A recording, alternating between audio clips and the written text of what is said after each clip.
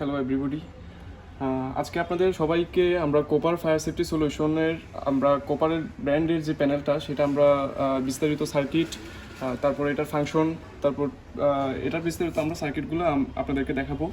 তো এটা কোপার fire alarm detection সিস্টেমের অ্যাড্রেসেবল কন্ট্রোল প্যানেল। তো এখানে কিছু আপনার এটা ডিসপ্লে, তারপর এখানে নোটিফিকেশন এলইডি দিয়ে বিভিন্ন নোটিফিকেশনগুলো আপনার শো করে। তো এখান থেকে আমরা দেখতে পারবো এখানে আছে পাওয়ার অন। যদি এখানে পাওয়ার দেওয়া থাকে তাহলে পাওয়ার অন এলইডিটা জ্বালানো থাকবে। জেনারেল অ্যালার্ম, কোনো অ্যালার্ম যদি থাকে তাহলে সেখানে আপনার জেনারেল অ্যালার্মটা সিগন্যাল দিবে। জেনারেল ট্রাবল, কোনো ট্রাবল যদি থাকে তাহলে সেটা সিগন্যাল দিবে। তারপর এখানে আছে পাওয়ার ট্রাবল।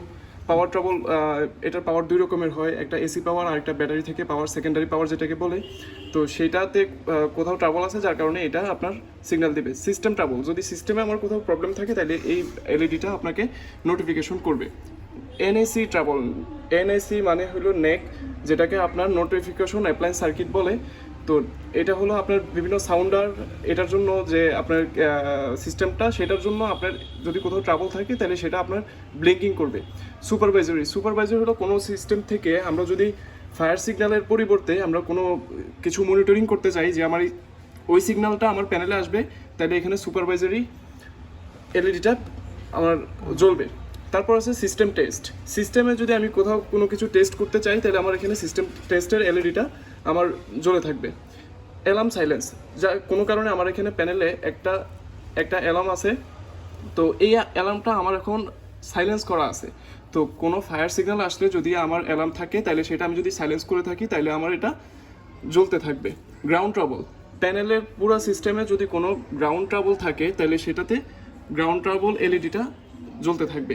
তো এইটা জোন এখানে 96টা জোনে ভাগ করা আছে। তো এটা কমিশনিং করলে তখন এটা বোঝা যাবে যে কত নাম্বার জোনে আছে এক্স্যাক্টলি। তো এখন এখানে প্যানেলে আমরা দেখতেছি যে এখানে জোন 1 আছে, Z1, দ্যাট মিনস জোন 1। তো এখন আমার 1 নাম্বার জোন থেকে অ্যালার্ম সিগন্যাল আসতেছে, যার কারণে আমার 1 নাম্বার এলইডি আমাকে সিগন্যাল দিচ্ছে। তো এটা হলো গিয়ে প্যানেলের আউটসাইড। আমরা এখন প্যানেলের ইনসাইডটা আমরা দেখব। আচ্ছা, এখানে প্যানেলের বেসিক ডায়াগ্রাম কিভাবে করতে হয় এটা দেওয়া আছে। এখানে ব্যাটারি থেকে আমার প্রাইমারি অপারেটিং সাপ্লাই, যেটা আমরা 120 ভোল্ট কিংবা 240 ভোল্ট, 60 হার্জ বা 50 হার্জ সেটা আমরা দেই। তো এটার একটা ডায়াগ্রাম দেওয়া আছে। তারপর এখানে NAC1 NAC2 দুইটা নেকের সার্কিট দেওয়া আছে। তো এটা দুইটা মূলত গ্রুপ সার্কিট। NAC1 এটা একটা গ্রুপ সার্কিট, NAC2 একটা গ্রুপ সার্কিট। তো এখান থেকে আমরা ডিভাইস কিভাবে কানেকশন করব, এখানে আপনার যে এগুলা দিয়ে আপনার বিভিন্ন ডিভাইসের বেস বোঝানো হয়েছে। তো এগুলা দিয়ে আমরা বিভিন্ন device as like smoke detector, heat detector, multi detector, call point, input module, output module, beam detector ইত্যাদি যতগুলো আমার সিস্টেমে অ্যাড্রেসেবল ডিভাইস আছে সেগুলো আমরা এখান থেকে কানেক্ট করতে পারবো। আবার এখানে প্যানেলে সুপারভাইজারি কোড দেওয়া আছে 2214, ইঞ্জিনিয়ার কোড 143243, আর বেসিক কিছু ইনফরমেশন দেওয়া আছে, এগুলাই জাস্ট। তো এই একটা পোর্ট, এটা RS232 পোর্ট। এই পোর্ট থেকে আমরা কমিশনিং কেবল এখান দিয়ে আমরা প্যানেল কমিশনিং করতে পারি। এটার ভিতরে আপনার সিপিইউ কার্ড আছে, তারপর ডিসপ্লে বোর্ড আছে, সামনে ডিসপ্লে আছে, যেটা দিয়ে আমরা প্যানেলে আমরা টাচ করে আমরা এখান থেকে বিভিন্ন মনিটরিং করতে পারি, বিভিন্ন ফাংশনে যাইতে পারি। তো সেটার জন্য আমার এই ডিসপ্লে। তো এই অবস্থা। আর এখানে এর অন্য পাশে আমরা দেখতেছি যে এখানে একটা এক্সপেনশন কার্ড আছে, আর এটা মাদারবোর্ড। একটা এক্সপেনশন কার্ড, একটা মাদারবোর্ড, দুইটা লুপ কার্ড আছে। এই মূলত সার্কিটগুলো। আর এখানে একটা পাওয়ার সাপ্লাই সার্কিট আছে, যেটা আমার ব্যাটারি থেকে পাওয়ার কিংবা আমার এসি থেকে পাওয়ার, এখান থেকে পাওয়ারগুলো এখানে আসবে। সেখান থেকে আমার এই পাওয়ারটা এই কেবলটার মাধ্যমে আমার মাদারবোর্ডে গিয়ে আমার পাওয়ারটা সাপ্লাই করবে। আর এখানে আমার লুপের যে ডিভাইসগুলো এখানে আমি কানেকশন করব।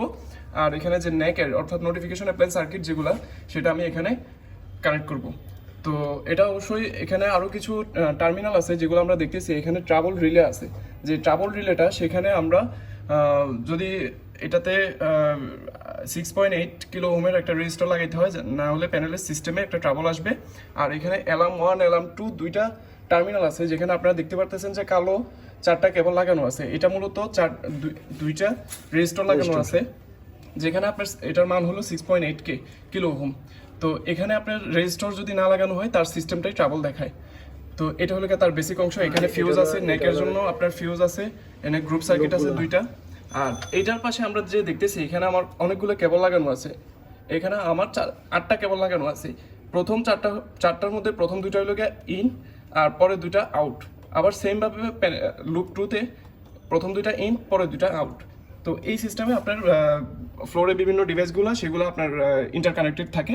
আর এখানে আছে আপনার লুপ কার্ড 1, এখানে আপনার SLC 1 SLC 2 অর্থাৎ লুপ 1 এবং লুপ 2 আপনার কন্ট্রোল করবে।